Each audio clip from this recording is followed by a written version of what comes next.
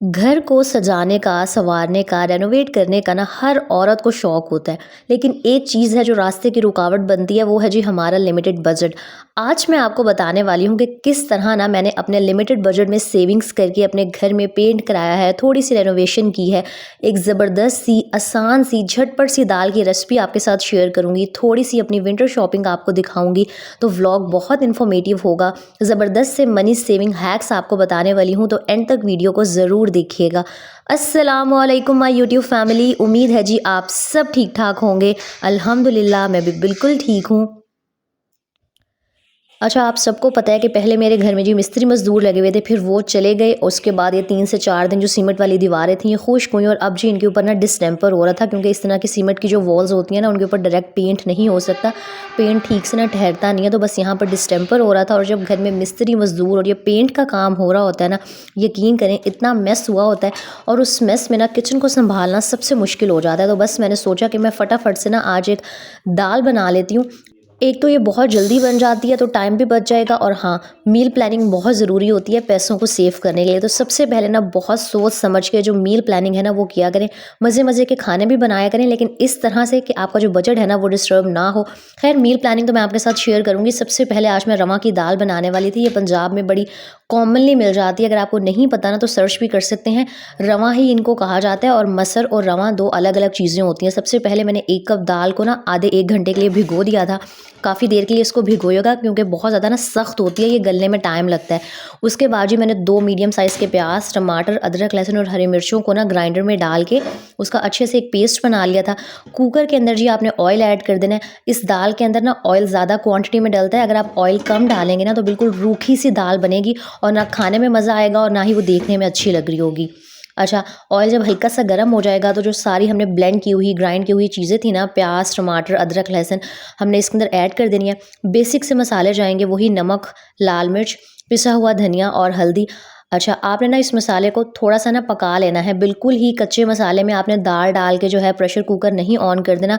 हल्का सा जब ये मसाला पकना स्टार्ट हो जाएगा ना, घी हमें अलग अलग से नज़र आना स्टार्ट हो जाएगा। प्रॉपर भुनाई नहीं करनी, लेकिन 5-7 मिनट ना आपने इस मसाले को अच्छे से कुक कर लेना है। फिर जी हमने इसके अंदर जो रवा की भिगोई हुई दाल थी ना, वो ऐड कर देनी है। सर्दियों में ना ये दाल बहुत मज़े की बनती है, और मेरे ख़्याल से रवा की जो दाल है ना, सर्दी में ही मिलती है, और थोड़ी-सी ना मुश्किल से मिलती है। जो आम परचून की करियाना की शॉप्स होती हैं ना, वहाँ से मुझे तो आज तक नहीं मिली। ये किसी भी डिपार्टमेंटल स्टोर या सुपरमार्केट से आपको मिल जाएगी। अच्छा, दाल ऐड करने के बाद आपने 30-35 मिनट सीटी लगा देनी है, और जब आपकी दाल अच्छी तरह गल जाएगी ना, ये देखें यहाँ पे ऑयल सेपरेट हो रहा था। ऊपर से आपने बारीक कट करके टमाटर, प्याज और हरी मिर्चें और हरा धनिया गार्निश कर देना है, और बस और कुछ भी इसके अंदर डालने की ज़रूरत नहीं है। मज़ेदार सी और झटपट सी जो आपकी रवा की दाल है ना रेडी हो जाएगी। इस विंटर्स में ज़रूर बनाइएगा, बहुत ही अच्छी लगती है, और बजट फ्रेंडली होने के साथ साथ ना बड़ी टाइम सेविंग भी है। अक्सर ऐसे होता है ना कि बड़े बिजी डेज़ होते हैं, कुछ पकाने की समझ में नहीं आ रही होती, तो बिजी डेज़ के लिए ना ये बहुत ही बेस्ट ऑप्शन है। अच्छा, देगची में मुझे नहीं पता कितना टाइम लगेगा, लेकिन अच्छा खासा ही टाइम लगेगा, इसलिए प्रेशर कुकर में बनाइएगा। और जी ये देखें, ये है जी मेरे बेडरूम का पुराने वाला पेंट। जब मैंने पर्पल कलर कराया था ना, उस टाइम मुझे बिल्कुल आइडिया नहीं था कि अगर आपका रूम छोटा है और ऊपर से आप पर्पल कलर करा देंगे ना, तो रूम मज़ीद छोटा लगना स्टार्ट हो जाएगा। इसलिए आपको भी यही मशवरा दूंगी कि अगर स्पेस कम है ना, तो कोई लाइट कलर करवाएं, ताकि जो आपका एरिया है ना वो थोड़ा खुला खुला लगे।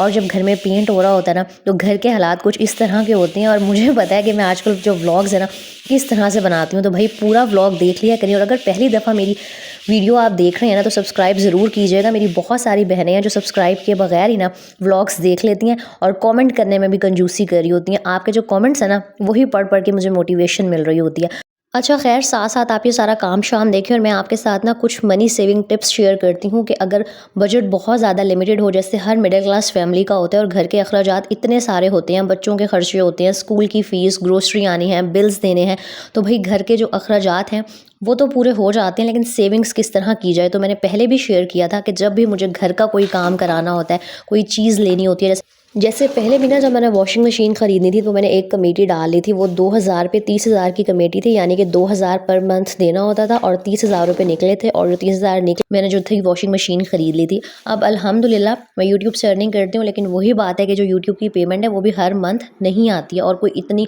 लाखों और हज़ारों में भी नहीं आती। बहुत क्या कहते हैं, थोड़ी सी अमाउंट आती है, लेकिन हाँ, घर बैठ के अगर आप वो थोड़ी सी अमाउंट भी अर्न कर रहे हैं ना, तो वो बहुत है। तो अल्लाह पाक का लाख दफ़ा शुक्र है। लेकिन हाँ, घर की रेनोवेशन के लिए ना अच्छे खासे पैसे चाहिए होते हैं। मतलब मैंने बिल्कुल थोड़ा-सा काम कराया और इसमें भी ना 50 टू 70 के करीब खर्चा आ गया। तो मैंने ये जो सेविंग्स थी, किस तरह से की थी, तो वही मैंने जी कमेटी डाली थी। कमेटी ना सबसे बेस्ट ऑप्शन होता है कि आप 2,000 पे 30,000 की, 2,500 पे 50,000 की, इस तरह की कोई कमेटियाँ डाल दें। जब कमेटी आती है ना, तो अपने घर का आप कोई भी काम करवा सकते हैं। अच्छा, यहाँ मैं आपके साथ शेयर कर दूँ कि पेंट वाला जो था ना, वो 2:30-3 बजे के करीब चला गया था। हमने खाना-शाना खाया और उसके बाद ना मैंने और मेरे हस्बैंड ने मिलके सफाई का काम स्टार्ट कर दिया था। और यहाँ ना मैं आपके साथ एक बात शेयर करती हूँ कि मुझे लगता है कि मियाँ-बीवी जब तक एक साथ एक टीम बनकर काम नहीं करते ना, वो किसी भी चीज़ में लाइफ़ की ना कामयाब नहीं हो सकते। चाहे वो सेविंग्स हो गई, चाहे वो घर के काम हो गए। हाँ, घर के काम में अगर हस्बैंड आपकी हेल्प कर रही है ना, तो इसमें कोई बुराई नहीं है। एक बेचारी औरत बच्चों के साथ, और अगर आप जॉब करती हैं, तो घर के काम मैनेज करना बहुत मुश्किल हो जाता है और इसमें कोई शर्म की बात नहीं है। मुझे बड़े अच्छे लग रहे होते हैं वो मर्द हज़रात जो घर के कामों में ना बीवी का हाथ बटा रहे होते हैं। यहाँ पर पेंट हुआ था ना, तो मैं रूम धो नहीं सकती थी क्योंकि इसका वो जो पानी का वो है ना, पानी निकलने का सिस्टम वो थोड़ा-सा ठीक नहीं है। अगर मैं रूम को वॉश करूँ ना, सारा पानी जो मेरी कबर्ड बनी हुई है, छोटा-सा स्टोर, वहाँ चला जाता है। तो मेरे हस्बैंड ने ना सारा जो पेंट फर्श पे गिर गया था, उसको अच्छे से रगड़ के मुझे साफ़ कर दिया था। उसके बाद काम मेरा आधा हो गया था, तो मैंने फटाफट से बस झाड़ू लगाई झाड़ू लगाई और ना पोछा लगाया था। तो ना काफ़ी हद तक जो रूम था वो क्या कहते हैं साफ़-सुथरा हो गया था। अच्छा, मेरे हालात चेक करें, मैंने सारे रूम की सफाई वगैरह कर ली, लेकिन जो फाइनल लुक थी ना, वो मैं रिकॉर्ड करना ही भूल गई। तो मैं आगे चल के जो फाइनल पेंट के बाद रूम लग रहा था ना, एक पिक्चर अटैच कर दूँगी। बाकी इंशाल्लाह अब तो डेली व्लॉग्स आते रहेंगे, तो उसमें आपको पता चल जाएगा कि रूम का जो पेंट है ना, वो कैसा लग रहा है। तो ये है जी रूम की फाइनल शक्ल। मुझे ये ना, अच्छा, ये बिल्कुल ऑफ वाइट सा बिल्कुल लेमन से कलर का पेंट है, तो बहुत रूम ना खुला-खुला लग रहा है माशाल्लाह। और बाकी मैंने यहाँ पर भी काफ़ी हद तक सफाई करने की कोशिश की थी, लेकिन मुझे समझ नहीं आ रहा है, ये जो नीचे सीमेंट का फर्श है ना, इसके ऊपर ये जो डिस्टेंपर गिरा है, अब ये किस तरह से साफ़ होगा। तो प्लीज़ कोई आइडियाज़ मेरे साथ शेयर कीजिएगा। और कुछ दिन पहले, तकरीबन 3 से 4 दिन पहले ना, ज़ेलबरी गई थी मैं। मुझे लेना सिर्फ़ एक ही सूट था, वो मुझे वेबसाइट पे बहुत अच्छा लगा हुआ था। तो मेरा बस कब से दिल था कि मैंने वो अपने लिए लेके आना है। तो बस लेने में एक ही सूट आई थी, लेकिन वो हम औरतों को आदत होती है ना कि लेनी हमने एक ही चीज़ होती है, लेकिन देखना हमने सब होता है। तो मुझे ज़ेलबरी के बैग्स हमेशा से बहुत अच्छे लगते हैं, लेकिन हाँ, मुझे ना थोड़े से एक्सपेंसिव लगते हैं। मेरे हिसाब से ना एक्सपेंसिव होते हैं, मतलब 3,000 3,200 का मुझे नहीं लगता इतना महँगा बैग ना बच्चों वाली माँओं को लेना चाहिए। हमने रखना तो बच्चों का सामान ही होता है। तो ख़ैर, मैं हमेशा सिर्फ़ इनके बैग्स आके देखती हूँ और रिकॉर्ड कर लेती हूँ कि आप लोगों के साथ शेयर करूँगी। बाकी मैंने सिर्फ़ एक ही सूट था, उसकी मैं पिक्चर लेके आई थी, वो मुझे मिल भी गया था। ये सारे मैंने क्लिप्स इसलिए रिकॉर्ड किए थे कि आपको देख के ना अंदाज़ा हो जाए। अच्छा, मुझे ना हर ब्रांड की निस्बत ज़ेलबरी बहुत अफोर्डेबल लग रहा होता है। मतलब 2700 के अंदर ना इनका बहुत अच्छे स्टफ़ का खद्दर का 3 पीस आ रहा है। तो इस महँगाई में 2700 रुपए का, मुझे लगता है अगर लोकल बाज़ार से भी खरीदो ना, 2,000-2,500 का ही सूट आता है। तो बेहतर है इंसान एक दफ़ा ब्रांड का खरीद ले। और फ़ायदा ये हो जाता है कि ब्रांड के कपड़े ना 2 ढाई साल, 2 साल तो बहुत आराम से चल जाते हैं और कलर्स वगैरह भी ना इनके फेड नहीं होते हैं। और बाकी रही बात कि आप पैसे किस तरह सेव कर सकती हैं ना, तो पैसे सेव सिर्फ आपकी कमेटियाँ डालने से नहीं होंगे। आपको हर चीज़ पे कंट्रोल करना पड़ेगा, अपने बजट पे आपको मील प्लानिंग करनी पड़ेगी। अक्सर हम ख़वातीन मार्केट जाती हैं और ना हमें बस कोई चीज़ अच्छी लगती है, हमें उसकी ज़रूरत नहीं होती है, लेकिन जी बस हमें अच्छी लगी और हम ख़रीद के ले आती हैं। यकीन करें, वो हमें तो बज़ाहिर लग रहा होता है कि हम 1,000-1,500 की चीज़ ख़रीद रहे हैं, लेकिन हर दफ़ा बाज़ार के चक्कर लगाने पे आप वो 1,000-1,500 की अगर चीज़ खरीदती रहेंगी ना, तो बजट आपका अच्छा खासा जो है वो आउट हो जाएगा और आप कभी भी ना सेविंग्स नहीं कर सकेंगी। तो मेरी तरह अगर आप एक मिडिल क्लास हाउसवाइफ हैं, तो सबसे पहले तो सेविंग का बेस्ट तरीका मैंने बता दिया कि कमेटियाँ हैं। मैं हमेशा जब भी मैंने घर का भी कोई काम कराना होता है ना, तो मैं इस तरह कमेटी डाल देती हूँ। और कुछ लोग इसको बीसी भी बोलते हैं। तो भाई जो भी कहते हैं ना, कमेटी बहुत बेस्ट ऑप्शन है, बजाय इसके कि आप कहीं से लोन लें। बाद में ना लोन को वापस करना बहुत मुश्किल हो जाता है और मुझे तो वैसे भी लगता है कि कर्ज़ा लेना ही नहीं चाहिए। अच्छा, ख़ैर, ये ना ज़ेलबरी के आप ये वाले चिकन करी की कलेक्शन चेक करें, मुझे बहुत बहुत अच्छी लगी थी, लेकिन हाँ, ये थोड़े से एक्सपेंसिव थे। 5,000 का एक ये सूट था, लेकिन बहुत ही ज़बरदस्त थे।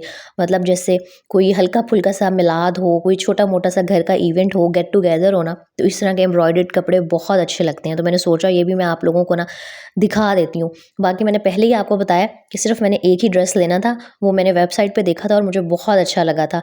और यहाँ नो डाउट इनके बैग्स की क्वालिटी आप चेक करें, ये बहुत अच्छी है। ज़ाहिर-सी बात है, प्राइस ज़्यादा है तो उस हिसाब से क्वालिटी भी है, लेकिन हाँ, मैं कभी भी नहीं खरीदती क्योंकि मुझे लग रहा होता है कि यार पैसे ज़ाया करने वाली बात है। रखने तो मैंने बीच में आमना के कपड़े ही होते हैं, मैंने कौन-सा कोई अपना बहुत सारा सामान रखना होता है बैग्स में।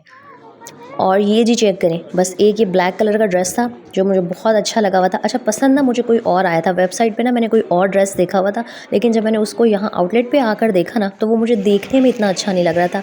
यही रीज़न है कि अक्सर ना मैं ऑनलाइन लेने से घबरा रही होती हूँ, क्योंकि देखने में हमें वो चीज़ ना लाइटिंग इफेक्ट्स की वजह से बड़ी खूबसूरत सी लग रही होती है, लेकिन जब हम रियल आके देखते हैं ना तो वो इतना कोई खूबसूरत लग नहीं रहा होता। इसलिए मैंने दूसरा ब्लैक कलर का एक ड्रेस ले लिया था। और आप ज़ेलबरी के आउटलेट पे ना रश चेक करें, यकीन करें, ना ही कोई ईद है, ना छोटी ईद, ना बड़ी ईद। हाँ, शादियों का सीज़न है शायद, इस वजह से बहुत बहुत रश था।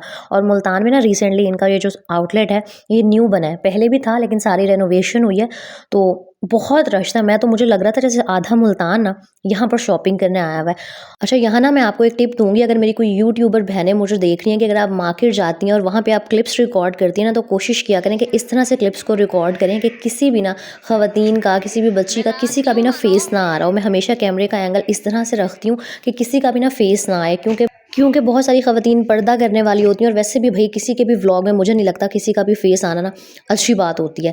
छोटी सी बात ही सोचा आप लोगों के साथ शेयर कर दूं। बाकी ये चेक करें, मैंने ये वाला ना जो ड्रेस है ये खद्दर है ख़रीदा था, और ये लाइट वेट वाली खद्दर है। एक खद्दर बहुत मोटी होती है, वो मुझसे ना नहीं पहनी जाती, मुझे ये लाइट वेट खद्दर अच्छी लगती है। और दूसरा ना ये पेस्ट प्रिंटेड था, लेकिन ये इस तरह का प्रिंट था कि अगर आप इसको वॉश मशीन में भी कर लेंगे ना तो ये निकलेगा नहीं। मुझे लाइम लाइट के भी ना ये पेस्ट प्रिंटेड वाले जो ड्रेसेस हैं बहुत अच्छे लगते हैं।